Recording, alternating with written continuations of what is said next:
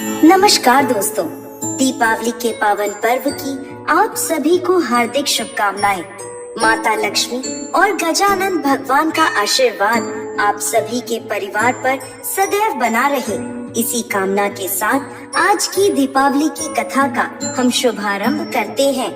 बहुत समय पहले की बात है, एक बूढ़े बाबा थे। वो सदैव भगवान की भक्ति में लीन रहते थे। हर वर्ष कार्तिक स्नान करते, हर एकादशी का निर्जला पालन करते थे। पीपल, तुलसी और वट के वृक्ष की सेवा पूजा करते। वृद्धा अवस्था में भी जब उनके लिए चलना फिरना मुश्किल था, तब भी उन्होंने अपना पूजा पाठ का नियम कभी नहीं छोड़ा। उनकी पत्नी भी भगवत भक्त थी। बाबा के 6 पुत्रियां थीं, सभी बहुत आज्ञाकारी और सुशील थी। एक बार जब बाबा पीपल में जल चढ़ाने गए तो उस पीपल में से आवाज आई, बाबा मैं भी आपके साथ चलूंगी। यह आवाज सुन बाबा डर गए। अब हर रोज यही होता। बाबा जैसे ही पीपल में जल चढ़ाते तो पीपल के पेड़ से एक लड़की की आवाज आती जो कहती, बाबा मैं भी आपके साथ चलूंगी। इस बात से परेशान बूढ़े बाबा दिन पर दिन कमजोर होने लगे। उनके पास कोई जवाब नहीं होता। वो बस जल चढ़ाते और वापस अपने घर आ जाते। एक दिन बाबा को घबराया हुआ देखकर उनकी पत्नी ने पूछा, क्या बात है? तो बाबा बोले, पीपल के पेड़ से रोज एक लड़की की आवाज आती है और कहती है मैं तुम्हारे साथ चलूंगी। यह बात सुन बूढ़ी अम्मा बोली, कल उसे ले आना। जहाँ 6 कन्याएं पहले ही हमारे घर में हैं, वहाँ एक कन्या और सही। अगले दिन बाबा उस कन्या को अपने साथ अपने घर ले आए।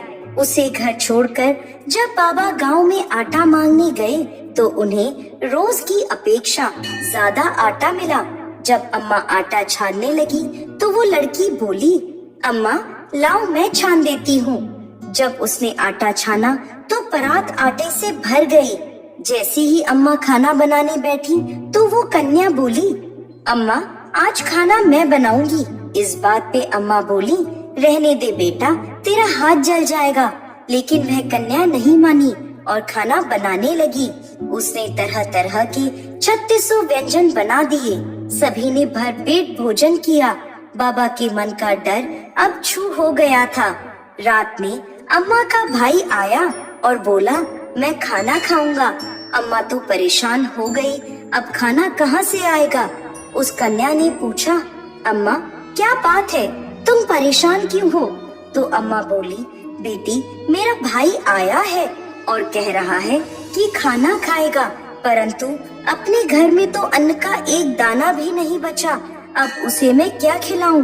तो वह कन्या बोली, अम्मा आप चिंता मत करो, मैंने कुछ अनाज बचा कर रखा था, उसी से मैं खाना बना देती हूँ। वो रसोई में गई और मामा के लिए खाना पकाकर ले आई।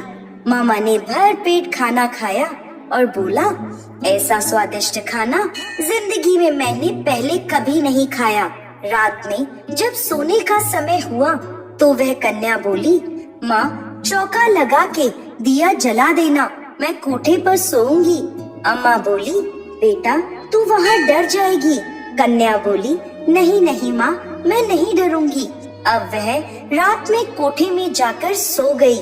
आधी रात को लड़की उठी और चारों ओर देखने लगी तो घर में हर तरफ अन्न धन के भंडार भर गए। जब वह घर से बाहर जाने लगी तो पड़ोस में रहने वाले एक बूढ़े ब्राह्मण ने उसे देख लिया और पूछा, बेटी तू कहाँ जा रही है?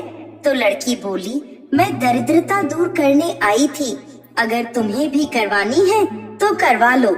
उसने बूढ़े ब्राह्मण के घर की तरफ भी जैसे ही देखा तो चारों ओर धन ही धन हो गया। सुबह जब सब उठे तो उसे ढूंढने लगे, अरे हमारी बेटी कहाँ चली गई, हमारी बेटी कहाँ चली गई? तब पड़ोस के वह ब्राह्मण बोले, तुम्हारी बेटी नहीं, वो तो स्वयं लक्ष्मी माता थी जो तुम्हारे साथ साथ हमारे घर की दरिद्रता भी दूर कर गई। हे लक्ष्मी माता, जैसे आपने ब्राह्मण की दरिद्रता दूर करी, वैसे ही सबकी करना। कहानी को कहते, सुनते और हुंकार भरते सब पर कृपा करना। जय लक्ष्मी माता।